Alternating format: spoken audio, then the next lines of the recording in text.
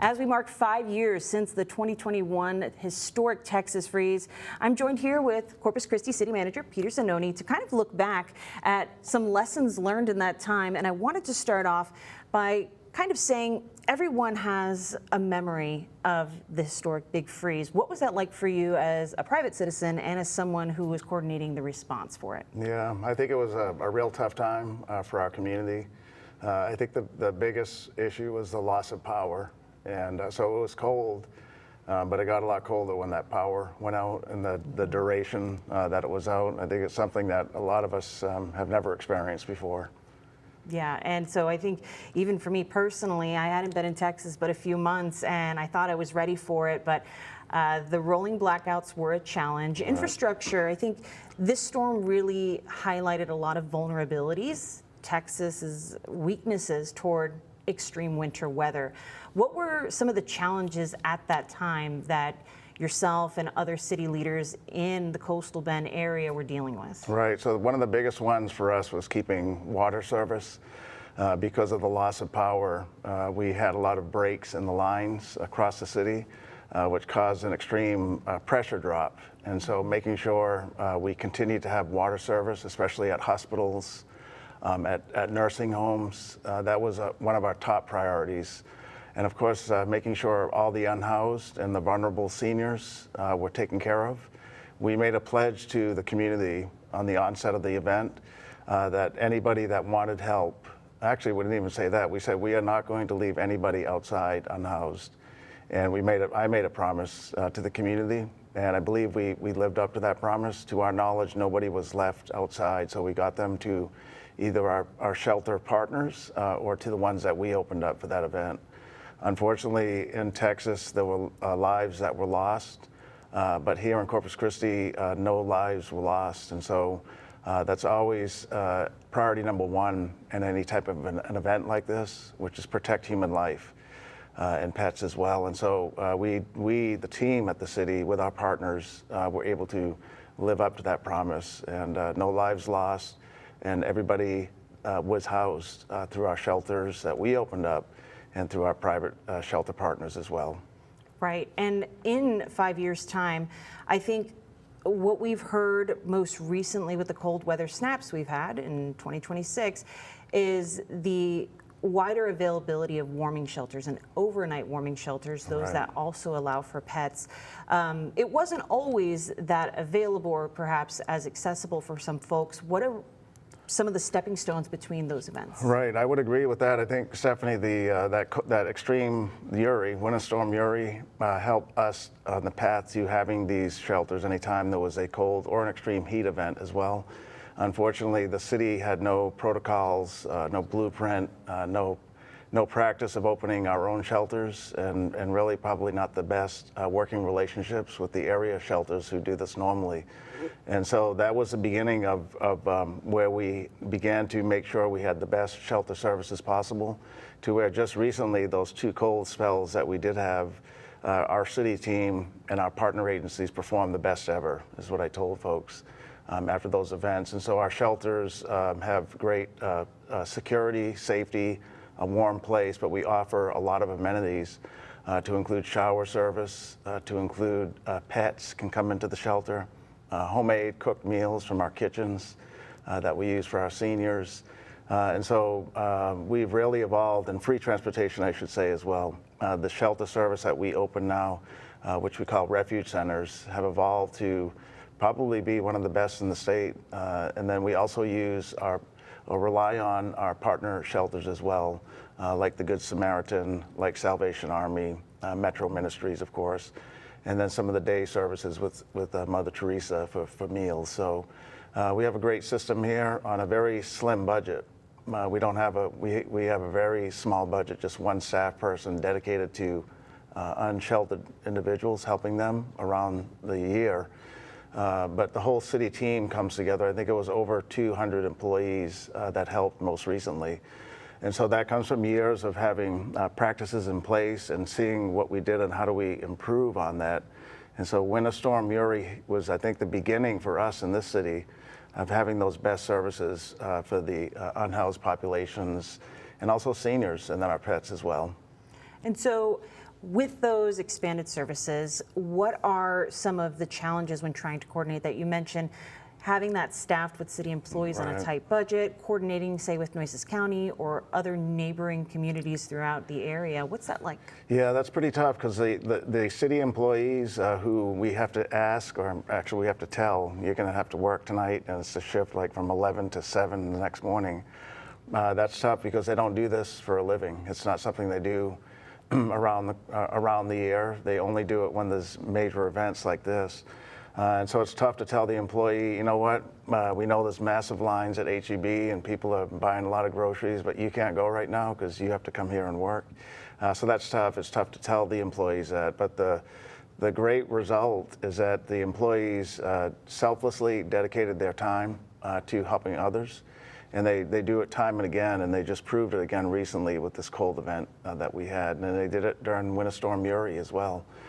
They forgot about themselves for hours or days and took care of our community as a team, as a teammate, and as a team. And it's pretty powerful to see. I make it a point to go to the shelters that we open and shake as many hands as I can and just talk to the employees for a little bit to thank them, because I know it's tough on them when they know maybe their relatives or their friends or their neighbors can get prepared at home and can go to H-E-B and to get ready for the event, but they can't because we have to help others first. So that's a tough part of it, but the response is tremendous. And as I said, most recently, I'm real proud of the team, and we're getting the best that we've ever been because of the years of this in a row since Uri.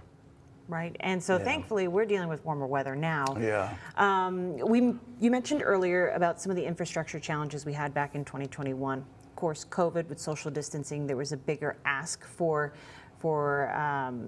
the services at need, but we had cases where not only were we dealing with outages, as you mentioned, the water mains breaking and things like that. There have been a lot of city projects ongoing to upgrade some of the infrastructure. Right. Has there been quantifiable help from any of those efforts? I think there has. So at our Owen Stevens, our one water treatment plant, we have put in hundreds of millions of investment into the plant for redundancy and resiliency.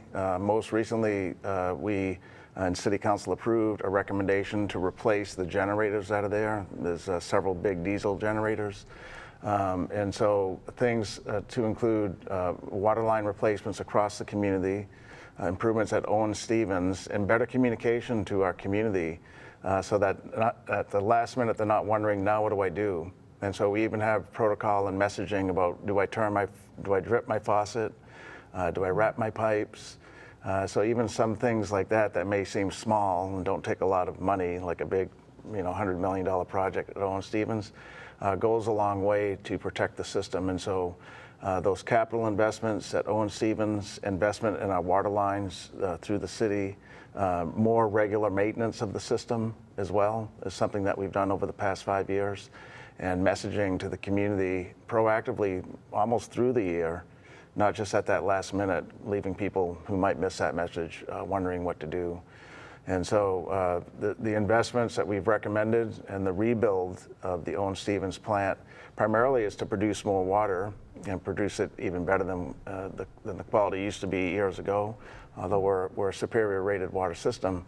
But those improvements in the system also help during times of stress like this, like what we had with Uri, or even in the summertime when temperatures can get real hot. The entire system, whether it's a water tower, the Owen Stevens treatment plant, or the distribution system, all the pipes that are underground, when we have better maintenance, replacement of aging infrastructure, and better understanding of the system, that helps us when an event like Uri comes around. And so staying on that topic of infrastructure, obviously that's a goal anyways, because we need to do that to help with conserving water and being a more efficient city in general. But has learning from those extreme winter events, extreme weather events in general, kind of reprioritize certain projects? Has there been a kind of a change in the game plan because of the impact alone from weather, or is it kind of just as much as possible? Yeah, I think it's as much as possible. There may have been some minor things. One thing that wasn't necessarily because of Uri, but the backup electric system at Owen Stevens.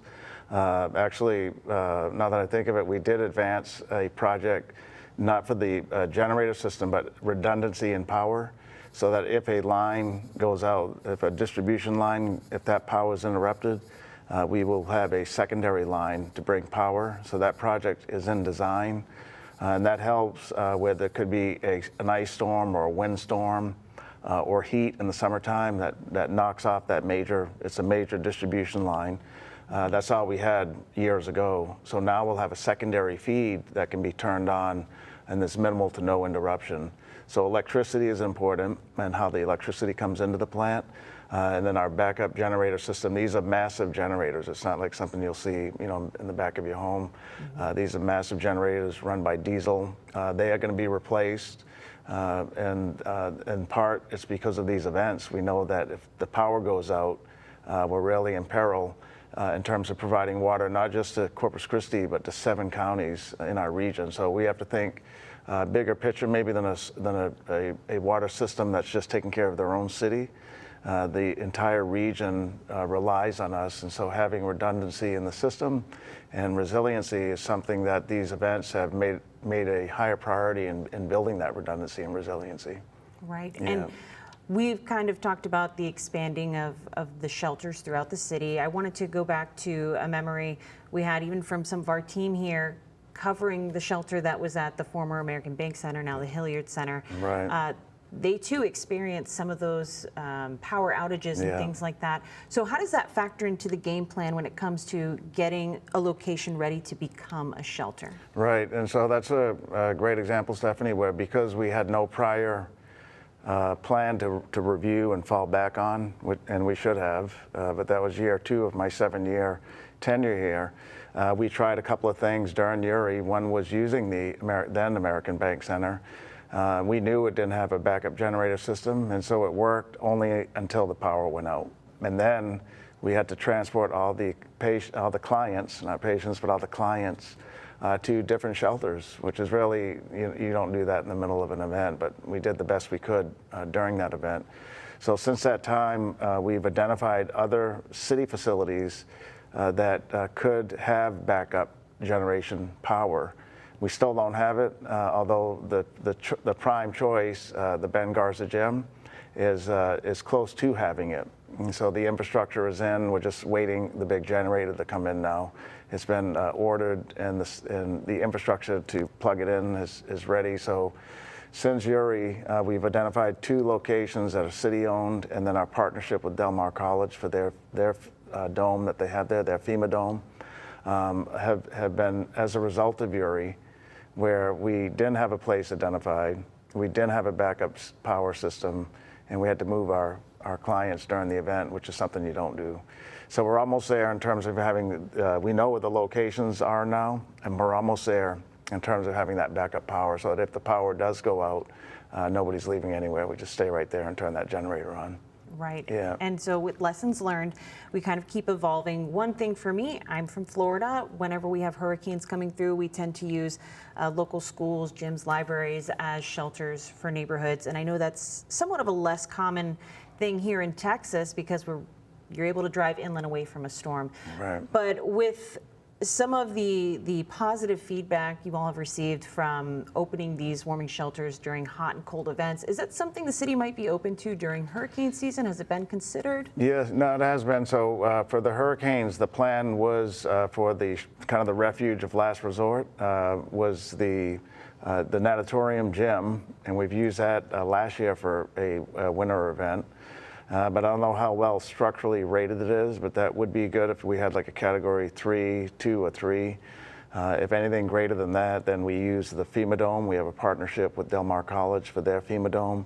And then also Cal Allen Independent School District has another FEMA dome. And so we have partnerships with those 2 entities, and we're practicing them now. And so people feel comfortable using the facility. The districts, both the school district and the college district, have a better working relationship with us. And so it's not a cold call when we call them up. If there's a hurricane coming in, they know who we are and we know who they are, more than we did 5 years ago, 7 years ago. And then if the hurricane isn't too bad, we can, as you mentioned, we can have several facilities. So we could have the Ben Garza gym, the gym at the natatorium, and then our two FEMA domes. And they're all kind of positioned around the city in a quadrant. And so we should be in good shape. Of course, if the hurricane's pretty significant, as you mentioned, priority one is evacuation. And there are maybe some better choices here than in Florida. But sometimes folks can't get out or don't want to get out and obviously wait to that last minute. And so that is one thing that is an established protocol, is making sure we have those facilities. But these cold weather events have helped to fortify the business plan and model, make it more robust, not only for winter, but also for summer with hurricanes. All right. And so weather is always fun here in South Texas because it loves to throw curveballs at us. When there is impending weather, there's obviously a conversation. You all have a partnership with the National Weather Service office here in Corpus Christi. Right. You're speaking with emergency management.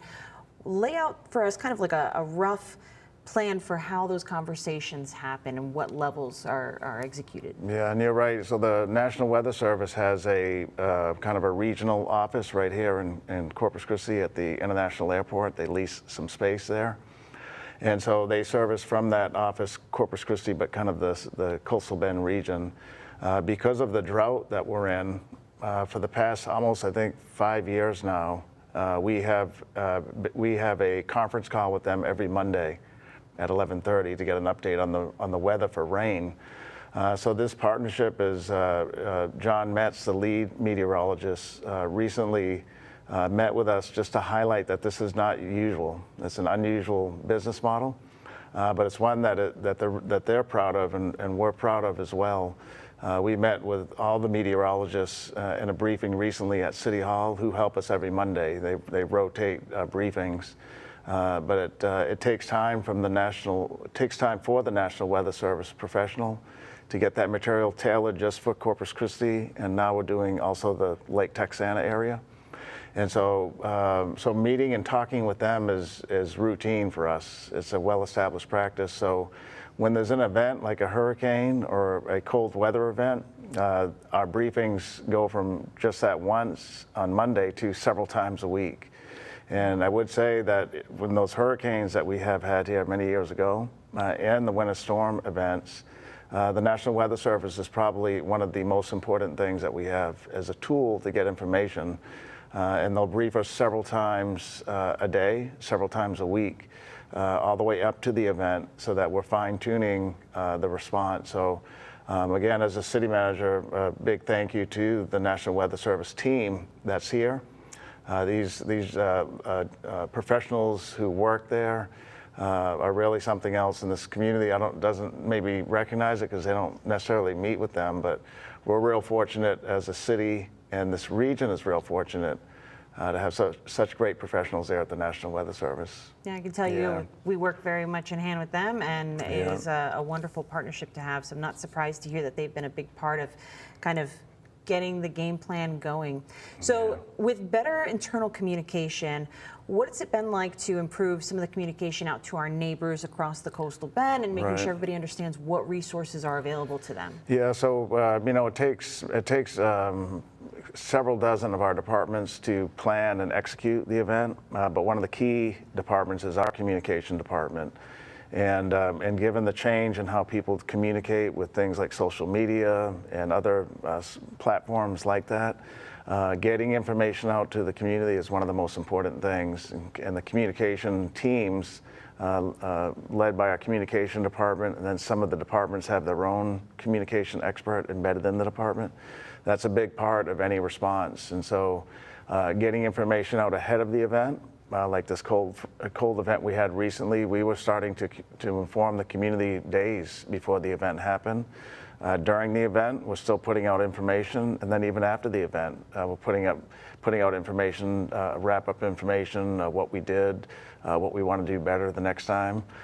So that communication is very important. We working with our city council as well, who are closest to the community.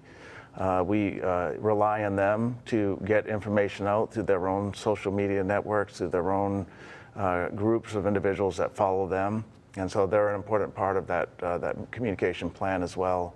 But it's not just one message, it's numerous messages and numerous platforms, even videos we'll put on our social media websites, and simple, easy to understand graphics that are easily textable or easily put on a social platform like Facebook or Twitter. So that's a very important part of the preparation and then the response as well.